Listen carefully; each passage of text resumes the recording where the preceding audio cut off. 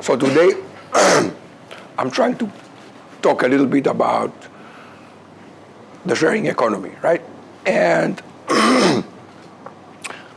I'm going to go much more in details about shared mobility. So the question really here is sharing always good, right? So the big question is, if we say something with sharing, does it mean we go to paradise, right? And everything is perfect, and socially we improve just because it's shared. And there has been lots of positive kind of marketing, right, from sharing. But of course, as we will see, sharing is done by extremely capitalistic companies which are profit searching. And so it's a big question, right? So are there some bad side effects of sharing? Should we worry about sharing? Or if we are in the sharing economy, everything is great? My talk, will have, so I'm going to start a little bit to talk in general about the sharing economy and the platforms. I'm going to share with you some of my concerns. Please don't take me wrong. I'm a very, very, very big advocate of the sharing economy, right? I participate in all the events. I think there's lots of potential, and it's quite interesting of this. And there's no way we can do without it, right? The big question is, should we also be careful, right? And that's what I like to motivate you about. Who is an economist in this audience? Any economist? One, okay, all right. Okay, so my talk could be very much game theory, right? But I didn't do it because I knew that somehow I guessed that I'm going to get a broader audience. So we are going to use some rigor, because unless I become rigorous, you cannot really understand what I'm doing, and then we will discuss the results. And I think I have some interesting results and probably some paradoxes that we will talk about. Of course, they are not paradoxes, because once you understand what's happening, they are what you expect.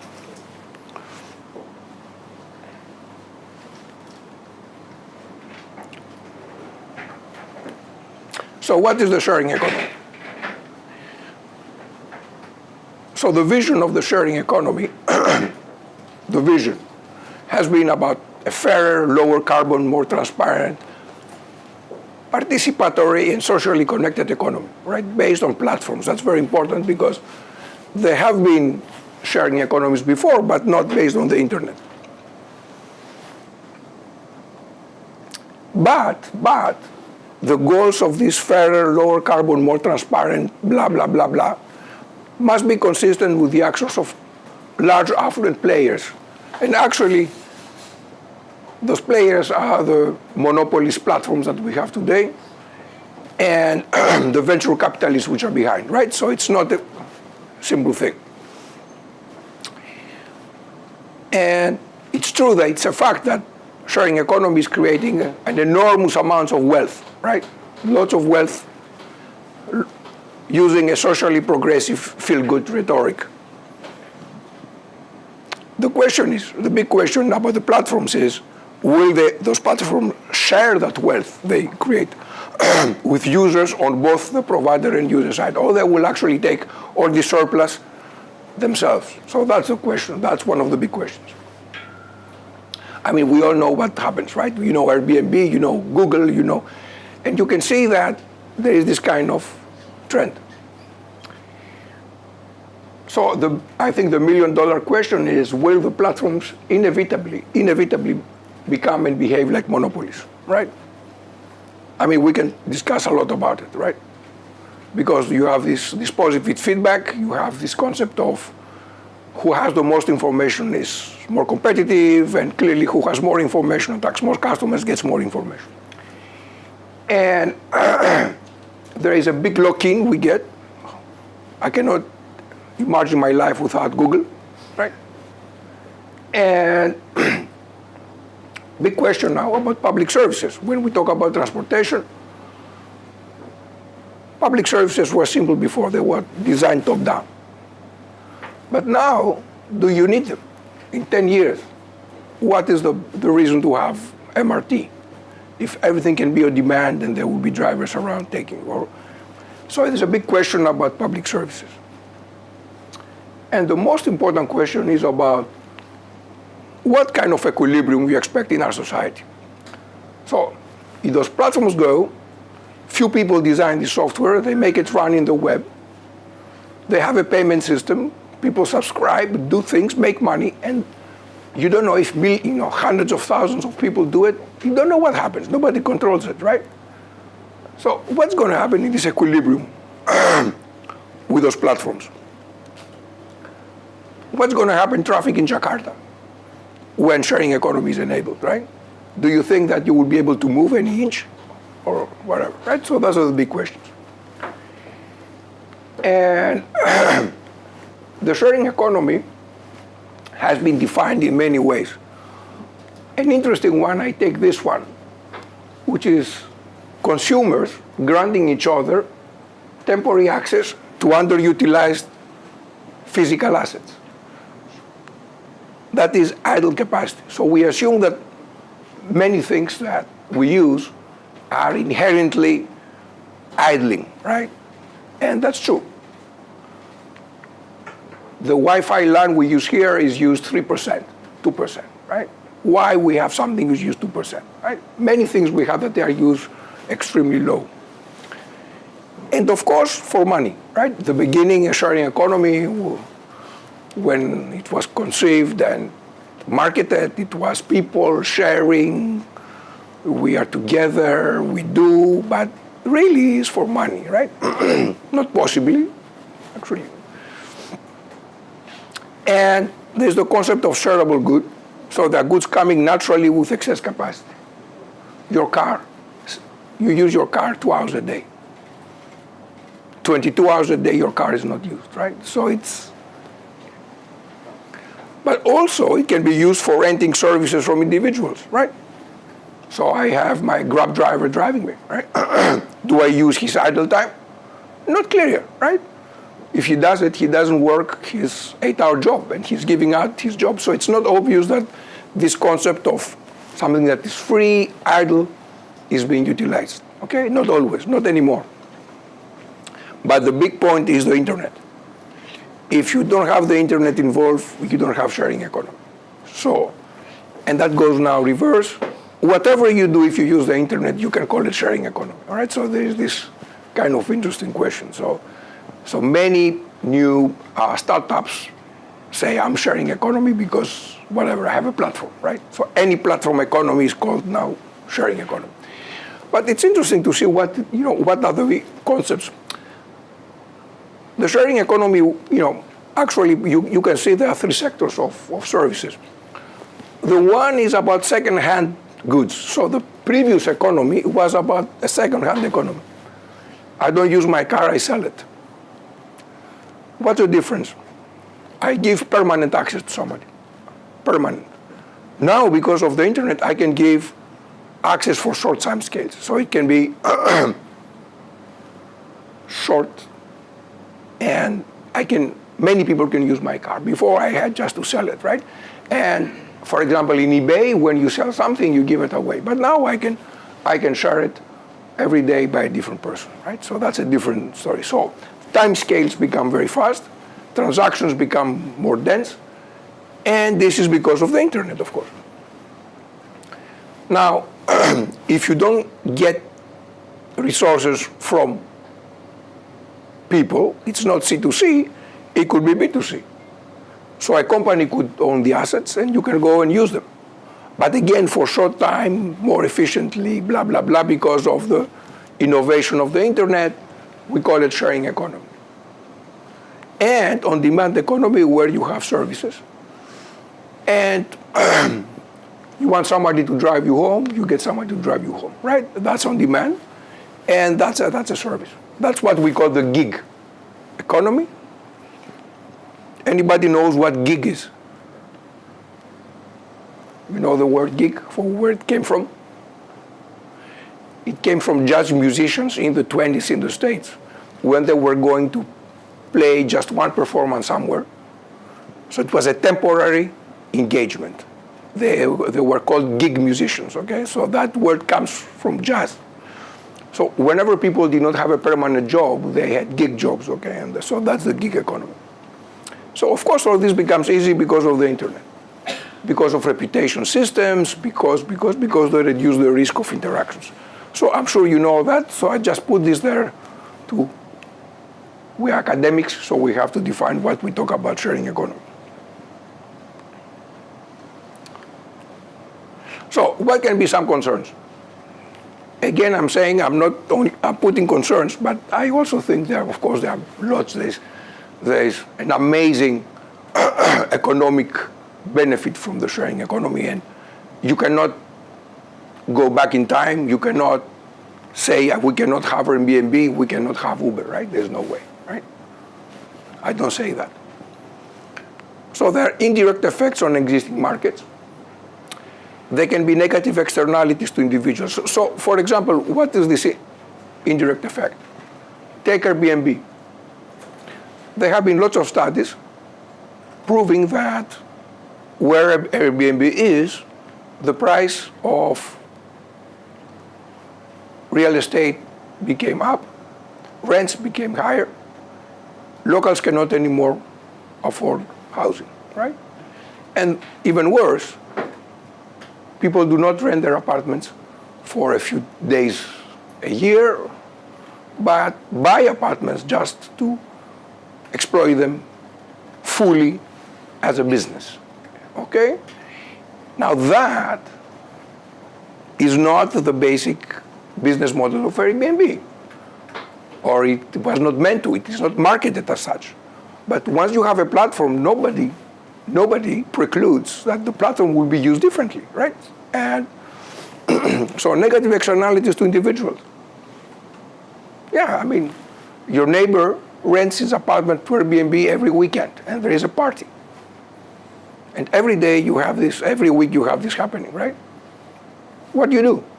Well, people are happy because they make money, but you have a problem. You complain, and then what? Do you have the right to stop it? No. Happened to me, okay? Happened to me. And I'm a good friend with the Airbnb guy. Still, he could not help me. He said, write a complaint in the system. I almost moved out of the apartment, my apartment. Anyway, so you can understand. So the unpredictable effects on the environment and asset ownership. So the question is, will people buy more cars? Well, you say, no, we share, we should have less cars. But if I can make money from my car, perhaps I can afford to have a car. Before I was not. Now I can pay for my car because I drive the car, right? So perhaps people that would not buy now buy because they can make money. So it's not obvious what happens. Will congestion increase? Why not, right? And big regulation issues. Platforms are legitimate because people use them, not because what they do is right. Typical regulation means use caps on users. So they say you cannot rent your apartment more than, I don't know, X days per month. How do you check it? So you need effective monitoring, which is very difficult because the platforms don't give you the information. So it's a big problem. And the big issue is how to avoid monopolies. So the ratings of the users, the information from the users is the most important wealth of the platform. Uber, when you go and you ride with Uber, you pay Uber because it gives you a service to transport you. But Uber takes some important information about you. How frequently you move, where you go, etc., etc. That information they can use and monetize differently. But that's your information, okay? They offered you transportation, you paid for it, but they keep something else, and that can be huge, right? So there is lots of value that those platforms keep. And one important question is, could we tax that information? Could we create like a layer of information that is a public good, which can help entry and can avoid monopolies? So I think that's one most important questions that actually I like to research on that. And right. So please ask any questions. If you don't agree with me, you tell me.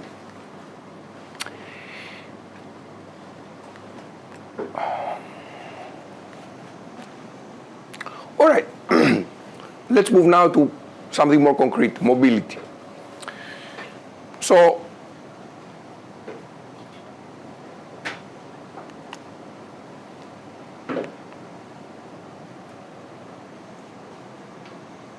sorry, Jeff, make sure that my slides are correct, because something is happening here. I think it jumps slides. Okay, good. So let me tell you the problem we like to study. So 4 years ago, we tried to study what's going to happen if you have shared mobility, okay? Will you get more traffic or less? Will you get more cars on the road or fewer? Will you get more ownership or not?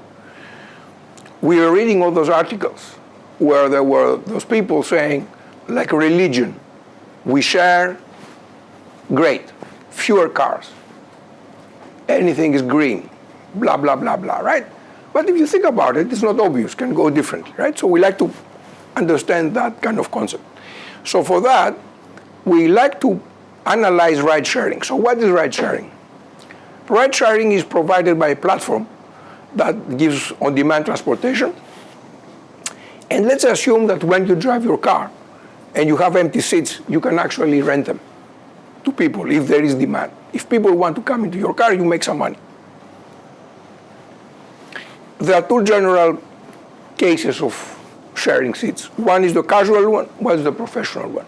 Casual means when you go to work, that you go anyway, you take somebody in the car. Professional means you drive only for that reason. You drive around just to make money from driving, which is the case of Grab. Okay, that could be Grab Hitch or Ride, or so they have, okay, that's carpooling. This is the traditional ride-hailing part.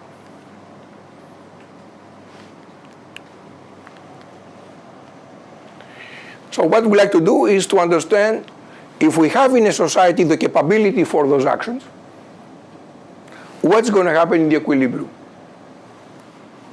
Will you get more cars, fewer cars, etc.? And how will we affect congestion and welfare?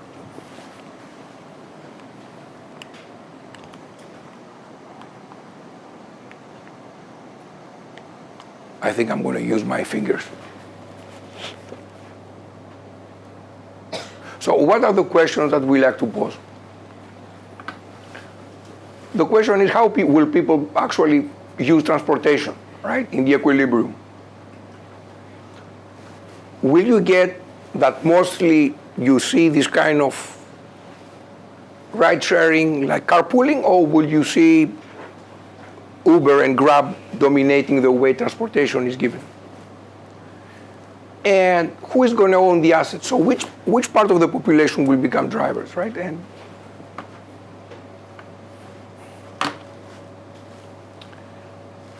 how will congestion and ownership change, right? We talked about it, right? Because it's not obvious, correct? Could be that cars are driven more and they increase congestion and more cars are bought. The problem is, if cars move around mostly empty because they make some money, right? And that's the problem. Okay, we'll come back to that. And the question is, do we kill public transportation? So those are the questions we like to analyze, right? So let's go to some prior kind of research done on that. So there were many people saying that sharing will decrease dramatically the number of cars. So they said in New York, so they took all the, for many days they went to Manhattan and they looked at all the rides of people using taxis, when they got the taxi, where they were drop off. And then they said, if I can share rides without making people wait more than a minute or two, because of the sharing, right? Now, the car has to come from further away, so you have to wait a little bit. It may drop you, it may more time to drop you. So if I don't add more than like 2 minutes to your ride, and I do optimal packing of cars, how many cars I need to serve the same demand? And they said just 3,000 cars instead of 13,000, right?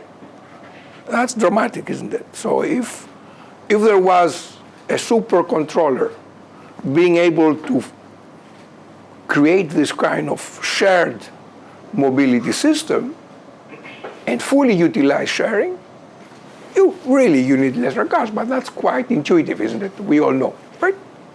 Right? Okay. They also said that by not increasing passenger discomfort, I could take 40% out of the cumulative trip length because I aggregate trips, right? So the total distance traveled by cars could be reduced by 40%. I believe you. I believe you. So it is great. So if we have sharing and we enable shared mobility, everything will happen by miracle, and fewer cars, less rides, right?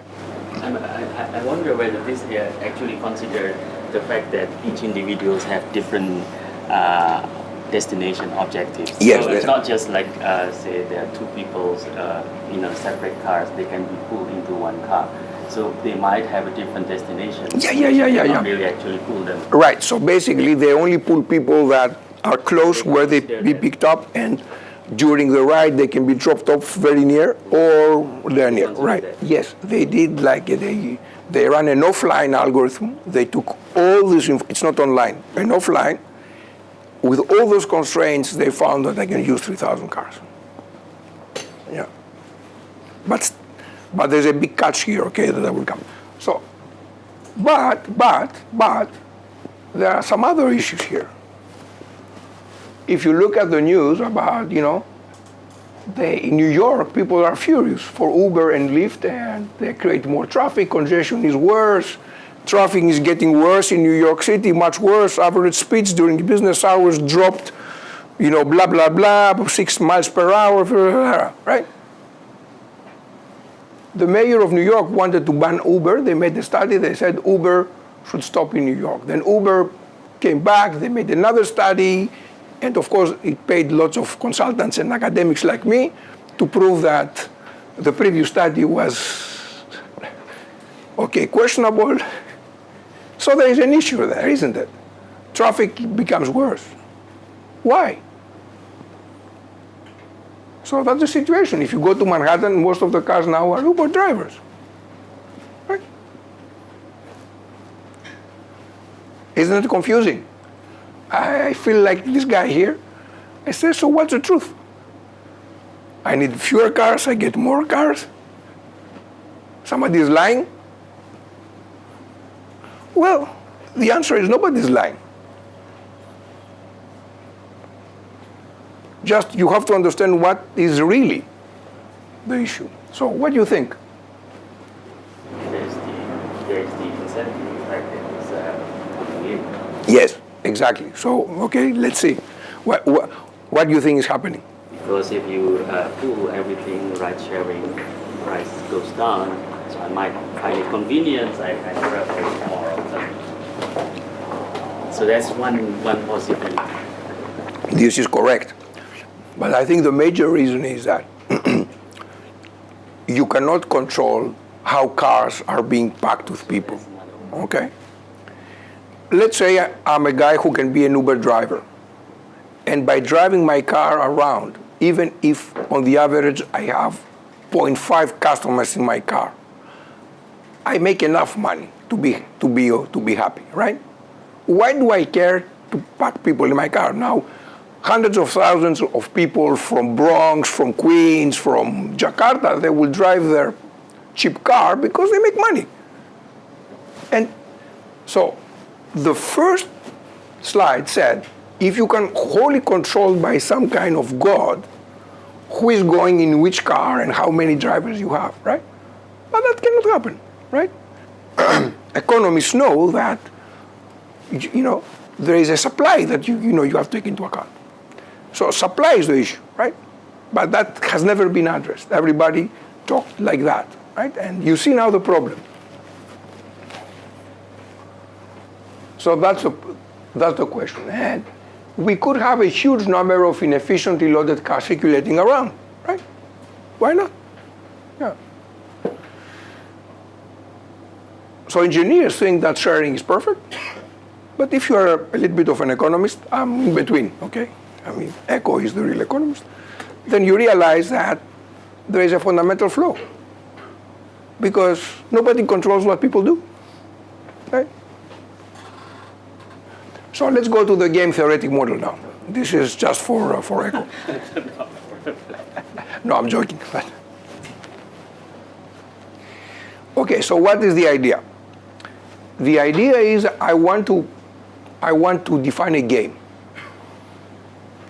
Every player is a little dot in the positive orthant. Okay? So this is an individual. Think about a continuum, actually. In our model, it's a continuum, but think of millions of points being dropped with some distribution on the positive orthant. And what the x-axis says, how important every time I want to do some activity that requires mobility, how important it is that I use a car versus the public transportation. So if the value here is 2, means 2 units of in some monetary system, I'd rather be sitting in a car than taking the subway. If you are here, means you care more. If you are here, means you don't care more. This is income, how much I make per hour. So here I describe my population, which will have to make those decisions, right? Now, of course, there is a distribution that depends, where are the most of the points, because if I'm in a place, if I'm in Zurich, or if I'm in Switzerland where I have excellent, if I'm placed with perfect public transportation, then clearly I would be closer here. If I'm a place where public transportation, if I'm in Los Angeles, you can never take a bus, right? To go somewhere, you have to drive, right? So clearly people will need a car, right? So that distribution depends on the specific environment. Now, we are going to define some usage and ownership cost for cars. I will come back to that. Usage and ownership. There is a rental fee paid for, so every seat that you get or you sell, you transfer R, dollars between the driver and the customer, okay? We assume the platform doesn't make any cut, simple, okay? Okay, but doesn't change much, simplifies the analysis because we get analytic results right, so R is the price per seat. We assume there is a typical kind of ride. We don't say ride from here to there, but there's a typical kind of ride that takes the average time, okay? That's the assumption. Every car has K seats to rent. And which are the strategies that we're going to look at? One strategy is do not own a car and do not use the platform. So I always go MRT. Why? Because probably the platform is too expensive. And I don't care too much. Correct? What is another strategy? I'm just a user. I don't own a car. And I use the platform. I'm willing to pay what the platform charges. Now, if I'm a user, I may get a car, I may not, because it could be busy, right? So it depends on the quality of the transport, of the Uber service, the probability that I can get the seats. If, for example, demand is bigger than supply, let's say that there's a demand for 2,000 seats and there are only 1,000 seats per hour, then your probability is 0.5. So if you don't get a seat, you take the public transport. I'm not going into details because it would take mathematics and all that, but I want you to understand the basic idea. Now, if you own a car, you pay those costs, and you could always rent seats in your car when you drive. That's a decision you have. And because it's a dominant strategy, why should I not right? I assume everybody does. Of course, you can have inconvenience costs and that. You can make it more complicated, but it's not going to change the key results. Or I can own a car and drive it professionally, which means become a Grab driver and drive all the time, drive all my free time. Or not the free time, give up my job. Basically, those guys don't earn income, right? And that's the income, that's the value from being in a car. Now, the way we model individuals is the simplest possible, because in economics, we have to be simple, otherwise we cannot have analytic solutions to our games and stuff. So we have to be simple, but capture the essential happening. So we assume that me or Echo or whoever in this room goes through two phases. You are either idle and you work, or you have to do something that requires mobility. You have to go and do some errand. Let's say this takes 1 hour on the average, this takes 5 hours on the average, for example. So you go through this cycle all the time. So the unit of time is 6 hours, from which 1 hour you can, you use mobility, and 5 hours you work. Now, if you work, the rate of income is V, which is your parameter, you remember? Some people have high and low values. If you get a seat, then you get a value rho. If you don't get a seat in a car, zero. And your type is the value are those two numbers, right? So we are characterized by those two numbers. Some people care a lot to be in a car. Some people have, different amounts of income. Now, if I give up my job and become a service provider, then I am doing trips during the 6 hours, which means I'm not going to do one trip per 6 hours. Here, a driver, for example, will do one trip per 6 hours, right? Because he's working also. The service provider does 6 trips, so he's all the time on the road, but makes no money from here. So the costs are, so this is my 6 hours, 1 hour on the road, so driving 1 hour, working 1 hour. Let's say I have a car, if I have a car. So there is a usage cost for this hour, which I call C, and there is an ownership cost, which I amortize over the unit of time, which is called omega. So what is the cost of my car for 6 hours? So let's say I lease a car and I pay, I don't know how many thousand we pay in Singapore per year. Divide this, you can find what is the cost you pay per 6 hours. This is the cost of the asset, the ownership cost omega, right? And that's the cost per trip, gasoline, stuff like that.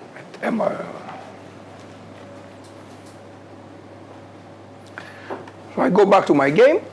I remind you, here are my players, huge number of dots, each one with different values of rho and V. And they are distributed according to some probability measure that describes society in this specific case. And there is a rental fee for the platform. I assume this is fixed. How much you pay for a seat. And that's decided by the platform. Eventually, we'll endogenize it because the platform will be profit maximizing. Okay, but for the moment, I like to understand what's going to happen in society for a fixed price of the platform. So it works. So if I'm someone with the positive rho, and I don't own a car, so it's never... No, not owning a car, it's a decision, right? Yes. Yeah. It's never be a good idea for me to stay idle. I need to travel, right? So otherwise, suppose I'm with a certain income and I draw positive value from traveling in a private car. Okay. Then So let's take I'm here. All right? I have this value rho and I have this income, right? There are 4 decisions. One decision So one decision is not to use the platform. In which case I benefit only from my income. Yes. So I don't get that full value of the trip. I don't get, yes, because I get public transport is zero. Another one is being a user. Yes. Which I will get. I get my income. And I get that growth. I get that growth, some probability that depends on the supply and demand that is achieved. So for me, A is always dominated by you. No, because if the price is here, for example, and your rho is below, I would depend on the price still, yes. right, depends on the price of the platform, right. So the user has to pay rho with some probability because he may not get a seat, right? The driver always get the rho, 100%, because he can always use a seat, plus extra money he can make, which depends on how strong the demand is and how small the supply is, and also makes income because he works. The service provider gives this completely, and all his payoff is from the money he makes from the trips. But he drives many times more than the driver because he's all the time on the road. And the price is exogenous. For the moment, it's exogenous. So let's say I fix the price. What's going to happen? There is a threshold of price. Yeah. Well, for any price, something will happen. Yeah. For any price, something will happen, right? So let's say that what I care for, right, is how, okay, let's say people pick strategies for some reason, right? And there is some supply and demand. This will determine the probability to get a seat, which is, okay, this is I divide supply over demand, minimum with 1, cannot be bigger than 1, right? So if supply is half as the demand, then my probability is half, right? The quality of the service is half. That's the probability to fill a seat. So it's a similar thing for the driver, right? So if I know what everybody does, I know supply and demand, I know also those functions here, also those probabilities, and then I can compute the payoffs for any possible strategy. So the only thing I care for, I don't care what everybody else does, I only care for P and P bar. The whole society summarized how possible it is for me to get a seat.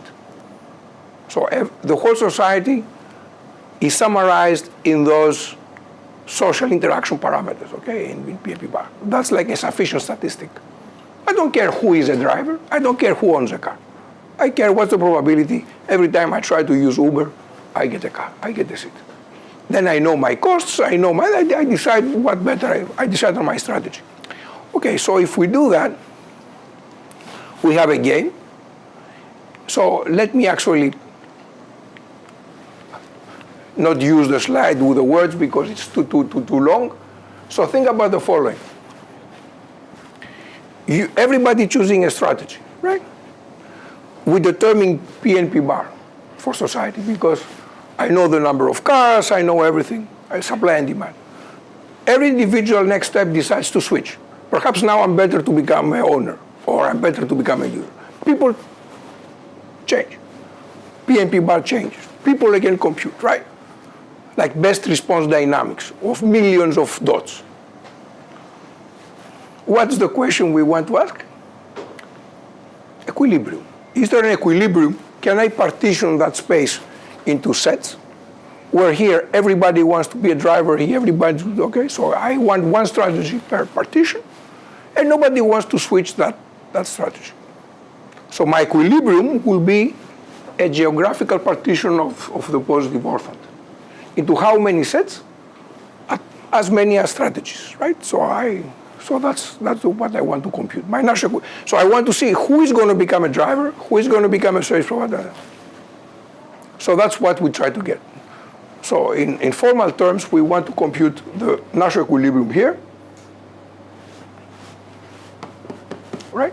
And once I get the equilibrium, I can compute number of cars, I can compute number of trips, I can tell you congestion, I can tell you ownership, I can tell you everything, right? And now, I can endogenize the price. Because let's say the platform wants to maximize revenue. It's going to move the price So that out of all those equilibria that he's going to be getting, he wants to choose the equilibrium which is the most revenue making, right? All right? It's not easy, right? It's just a very complicated problem. And the moment you don't get a nice price, it becomes even more complicated because you have to do optimization on top. And let's say I want to make it even more complicated. I want to ask you the simple question. If the platform is revenue maximizing, because that's a practical case, if I increase the price of a car, the cost of a car, the cost of owning a car, what's going to happen on ownership? You expect to see more traffic or less traffic? You expect to see more cars being bought or less? So what do you think? Under a profit maximizing platform, if I increase the cost of the car, Singapore increases the, what's the name of the tax? The COE, yeah. You think you're going to see more cars or less? I'm sure the government thinks less. So the platform will change the price? A little bit, because it has to balance this. Right, so it's a sensitivity analysis assuming the price is always adapting. The answer is you may get more cars. All right, and that's a beautiful thing that I try to explain to you, okay? All right, so let me jump all the technicalities. So if you want to do this correctly, you have to define me the equilibrium precisely, define uniqueness, So I skip all that. My equilibria are unique modulo some equivalence, which is, I will explain. I can allow in a set two strategies, and I don't care who plays which, but I need the fraction of people playing to be fixed. So I don't care how many people will play that and that, but I want the relative masses to be the same. So in that case, that equilibrium is the same, and I know I have this kind of mixed strategy here. Right? So modulo that, I get uniqueness. Okay? Plus some assumptions on my measure to be continuous. But let's not worry about it. It's very similar to the hoteling game equilibrium anyway. Okay, I may continue here. Now, how do my equilibria look? Well, let me tell you, there are two cases. If the cost of the car is small compared to the usage cost, all right? Or if using the car is expensive relative to the cost of the asset. Then, for any price of the platform, I don't see service providers. I don't see professionals. And I see society, for example, here or here, where those people are abstinent. It's a one-dimensional. This doesn't play any role. It's a one-dimensional problem. And you have users and drivers, which are split. People that care to make sure they always get it right because they have a big role become drivers. Eventually, you can get that because there are so many cars, everybody always get it right. So anyway, it becomes like a mixed equilibrium, and you can get that with this non-sharing. Those people drive, and there is no user. MRT and people driving cars, that's a traditional society. So if the asset is very cheap, because everybody can have a car, there's not enough business for Uber drivers, okay? So they are never going to appear in equilibrium. If the cost of the asset is higher than actually C over K, don't worry about this. If the car is expensive, like in Singapore, then I get this type of equilibrium, where the people of low income become service providers. And I could still have drivers. Or I can have an equilibrium with pure service provisioning. Nobody wants to own a car, and only professionals drive. Or I can get, again, a mixed kind of thing. So those are the types. So for fun, do I have 10 minutes? 10? So I can either show you a simulation. So, okay, let me show you a simulation. So I'm going to, for fun, simulate you a society. So we prove that. That's not simulations, right? Those are proofs and very, very rigorous. It's very difficult because you have to get fixed points in 2 dimensions. And now, let me, for fun, show you a simulation. How do I get out of here?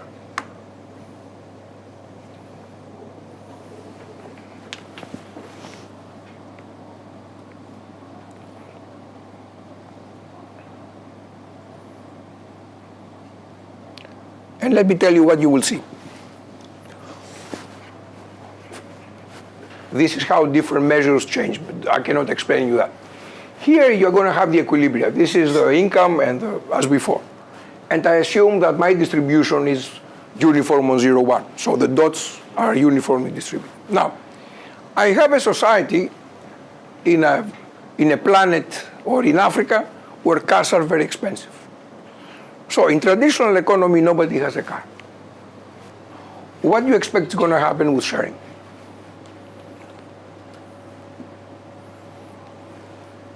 If I allow sharing, if Uber goes to that society, what's going to happen? Will you see cars on the roads? Yes, because they will subsidize the cost of the car. So before I would not buy a car just to drive it for my own reason, because my row was, so the car was costing more than, the total cost of the cars were bigger than one, so nobody in this society would ever care to drive, right? But now that I can make money from the car, things will be different. So let's see. So I keep increasing my price. Oh, sorry, hello computer. I keep increasing my price. Still, it's so cheap that people don't make enough money. Up. So let me go here. And what you see is suddenly the people that really care to use a car because they go far, wherever, they buy cars. And everybody else is a user. Means I use my app to get a ride. Of course, I get a ride one every 20 times because there are very few cars in Kenya, or Nairobi. I'm sorry, anybody from Africa, I don't want to, right? There are very few cars, but why not try? If I am lucky, it's fine, right? So you see now price increases. Suddenly, because price increased, service providers came. The cars now are driven by professionals. And there's no reason for you to own a car because there's enough supply here. And as price increases, you keep seeing this more and more and more. But eventually, if price becomes very high, many people become abstinent, cannot afford to pay. Demand goes down. People don't fill their cars, and the service providers cannot afford this anymore. They go back to their jobs. So now again, as you go like this, eventually service providers disappear and you get drivers and users. So it's quite interesting, isn't it, that all right, so that's a situation that will happen in a society with expensive assets. Is it correct to think this way? Because if you look at the row is in a way is a measure of how I like the driving. So if I have Not I like the driving. or the value I derive from private car. Yes. So here's the type of the driver that always emerge, whether I'm driving for money or I'm driving for my own, is always those people with a high row. Because you have double benefit. Those people Because of that double benefit. also need a car, Correct. and they can make money. Yes. I wonder whether this is actually what we see. Those Uber drivers, for example, are those big drivers that have a high value. Very good point. I'm pretty sure that most of the people that become Uber drivers are the ones that already need a car, and then they make more money, right? So you expect this to be like that. So let me now go back to the boring mathematical talk. And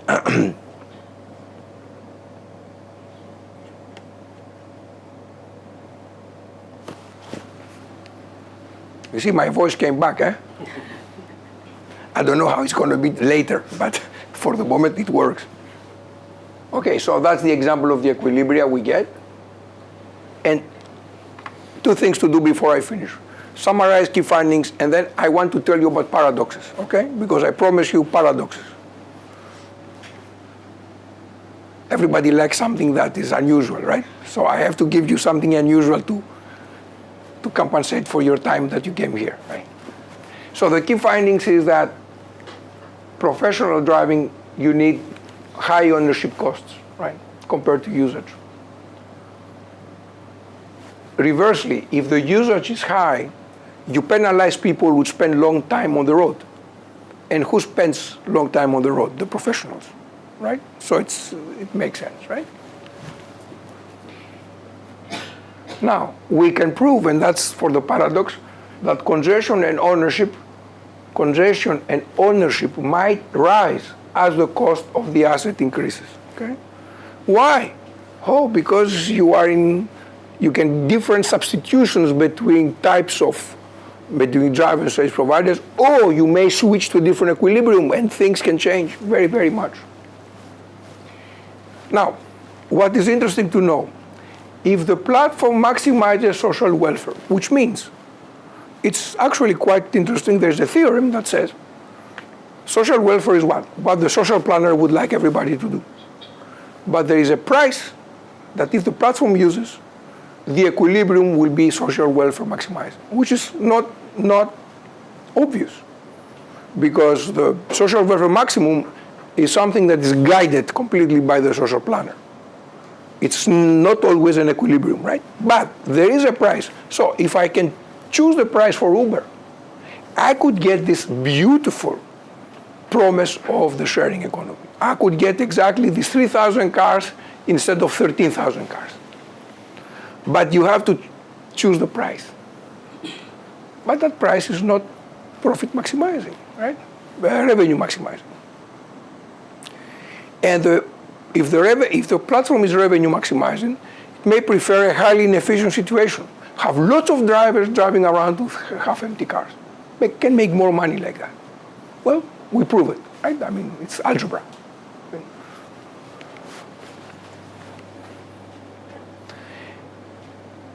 So the key thing is here, the regulator should be careful. If you want to control congestion in Singapore and you raise the cost of the assets, could be that assets become expensive for me and only professionals can use them, which means more cars on the road that stay for a longer time, and even more cars being bought. Okay, right, so let me talk about the paradoxes. So the paradoxes is that increasing cost may increase ownership and congestion, assuming the platform is revenue maximizing, okay? One more paradox. Supply, demand, and ownership may not be monotone with price. So, for example, demand for seats might increase as price increases. How do you expect that? Should we give back our degrees that we learned in economics that if you increase the price, demand drops?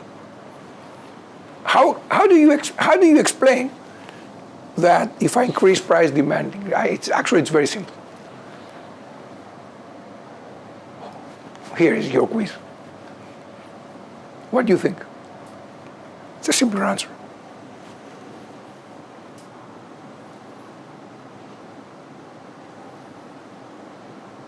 Should I tell it now or after you see okay, I have to tell it now. If I increase the price, of course, demand will tend to drop because fewer people would like to pay, right? But I make it more attractive for people to offer service. So there is a region where if I do that, the service, the quality of the service, the probability that you get a car when you ask for increases much more. So I make my service much more attractive. Because the probability of getting a ride is higher. Gets higher, exactly. Yes. Yes. So P increases fast, Yeah. and although the price increased for me, more people want to become users. The denominator is getting smaller. Yes, because I don't have to go to public transport, right? So I pay more, but overall I make more. for my benefit, because I can get a car, get a car more. So it's a very complicated system, because you have to understand how that stuff affects supply and demand. It's not just, you cannot take it out. And you have those equilibrium. Okay, so let me tell you, this is my, next to the, one more slide and I'm done. So there's a theorem here that says the following: if I'm revenue maximizing, if the price of the asset is less than something, so it's a medium price. If let's say it's medium, the price of the asset, less than some number. If I increase omega, the cost of the car, I decrease ownership and I increase congestion. If I'm very expensive, I increase omega, I increase both ownership and congestion. So I'm asking you, why you think if I increase omega, the cost of the asset, I decrease ownership? You say, okay, I expected that. Huh? But why do I increase congestion? Why you expect, if you increase the cost of the car, to have more cars on the road? Well, the answer is because I get a substitution between drivers and service providers. If I increase the cost of the car, it becomes more expensive for everybody. But the platform will increase the price a little bit because it's revenue maximizing, and it's going to have to increase the price. If you increase the price, every trip will generate you much more profit. So the service provider who makes more trips will get more profit than the driver, because the driver, so both of them are penalized equally by the omega, but the effect of the price rise is multiplied for the service providers. So you get now service providers being better off than drivers, and you get drivers converting to service providers, which means more cars on the road because they stay all the time on the road. I increase congestion. And if I'm in the high cost regime, then I increase both. That's hard to explain. It's because you are maximizing at the switching point between equilibria. Think of it that if I increase omega, I really penalize more the drivers. I get more service providers. So this is an equilibrium where only service providers are there, and I get more of them. Since I get more of them, then they increase both ownership and congestion. Okay, so I stop here. I already talked to you about supply and demand, and my conclusions, I think, I already mentioned them, but I can always. So thank you very much. So it's exactly 1 hour, so we have time for questions. Okay, my conclusions are what I told you. Thank you. So, questions? Do you have some questions?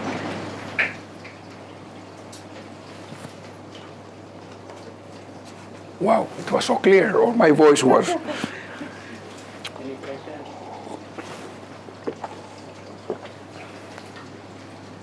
Have you done, just curious, Yeah, sure. you think of a scenario, if the regulator say, platform owner, you also have to own the car, what will happen? I change the whole rule of the games because I'm concerned about congestion, yet I want you to be able to supply. I said, fine, you want to be a platform owner, you also have to provide a car. So you control how many cars will be on the road. Then that way, you have some social Yeah. equivalent. Yeah. How would that change? It would change a lot, right? Because now I don't have the supply that decides when to drive. Yeah. Yeah, that could be a solution. Probably that's what China wants to do, right? I mean, because So in other words, Sure. The current system where you have taxi. no, but that is not quite. So could it be your whole share economy is a socialist system, but you is a mismatch when you use it in the capitalist system? You have to talk about that. It's not incongruent. In other words, you have a mismatch. That is why you create all this undesirable effect. That is why I pose a question, if the platform owner also has to provide the car. My response is that you are very romantic because by definition that stuff is very individualistic. So the idea of the platform is I just create software and you decide what you want to do. The moment the platform wants to decide who should have a car, how many, then that's not the style of that, right? But I just told you, if the price is right, you don't have to worry even about that. If you price lower at the social optimum price, you get exactly this kind of perfect sharing. Because I go back to your original definitions. Yeah. You remember you have a share economy, you said fairer and cut down carbon emissions Right. and so forth. So that is why I'm going back to that objective function. Okay. I'm not being romanticized or anything. I'm going back to your objective function. What you are proposed, actually you deviate from the objective function. Well, that's not the objective function. That's what they say. That's what they market, so they can, so the government. It may not be sustainable. Yeah. Because you have your carbon You're right. problems and You're all right. the others. You're right. You see? You're right. And your congestion. So one had to go back to that, you see? Well, the question is how to achieve it. So we have seen one way. One way is to price lower optimally. So regulate the price. Yeah. Regulate the price could do everything you want. You may not need anything more. Then you could meet. So another way is you can increase the user's cost. So in Manhattan, they want to increase the ERP, but only for sharing economy cars. Yeah. In that case, you have to share. Otherwise, you don't make enough money, whatever. So you can change many things. Nobody knows what's going to happen. But clearly, increasing the cost of the asset is not good. So you talked about taxes. Okay, now taxes is a different platform where the supply is fixed.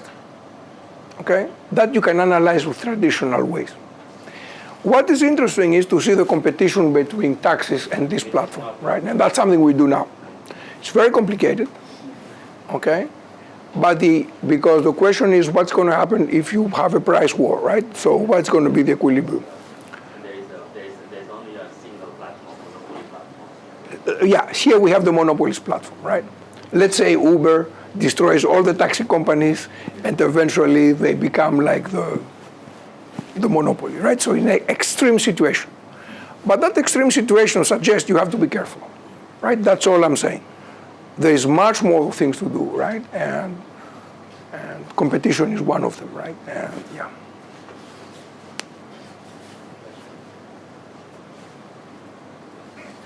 Should be an interesting policy issue for Singapore, how to control. So one of the projects we like to do is to understand what is currently happening, because nobody knows. Is there more traffic? Is there less traffic? I mean, what is happening, right? We don't know. Nobody knows. So one of the things I proposed was to just do that, right? Use these kind of predictive models with data from the actual thing around and say what's happening, right? And where is it going?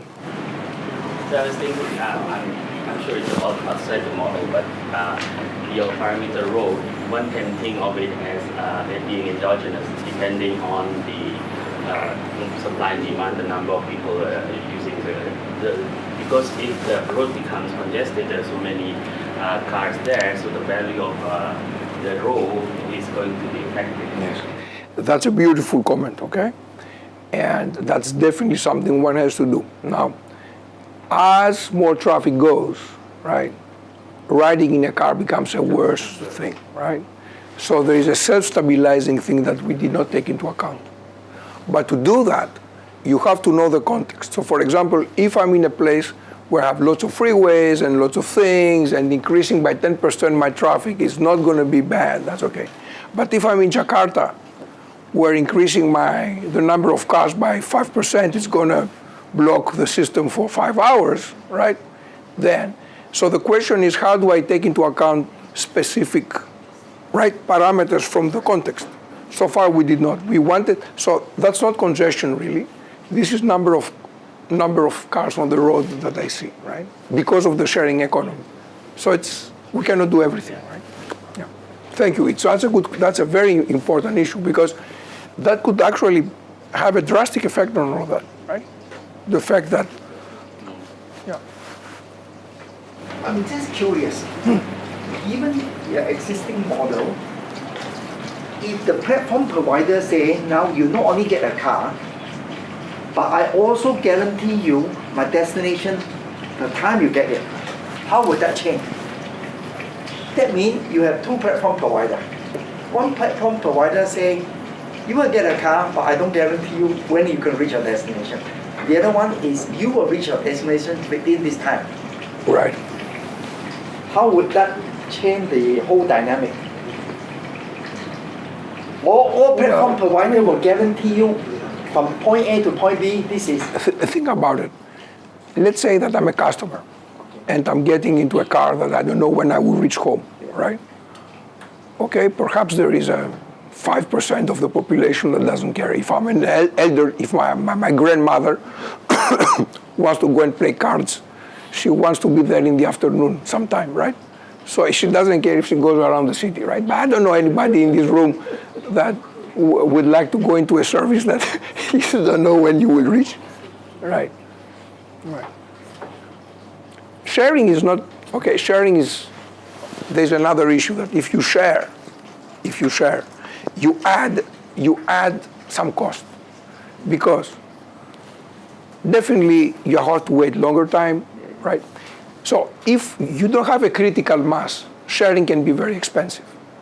I was using Grab share 2-3 times. The first time it took me half an hour longer to get home. I never used it. I mean, I used them, never again. But let's say that everybody does sharing. Then the chance that you find somebody who goes very nearby, it's going to be almost 1, right? So it's a matter of critical mass. It's a matter of equilibrium, right? So if you have an equilibrium well, you get lots of sharing that could be very efficient. But the question is, how do you go to that equilibrium, right? That everybody's using it. If only you use it, or 2 people use it, can you imagine he tries to find the other person in Singapore who wants to go to the same place? You wait for 2 days. So I'm saying that, right, it's a very interesting question. But that's a very good question. Thank you. So, no more questions? If no more questions, then I think we should thank Professor Courcoubetis. Thank you.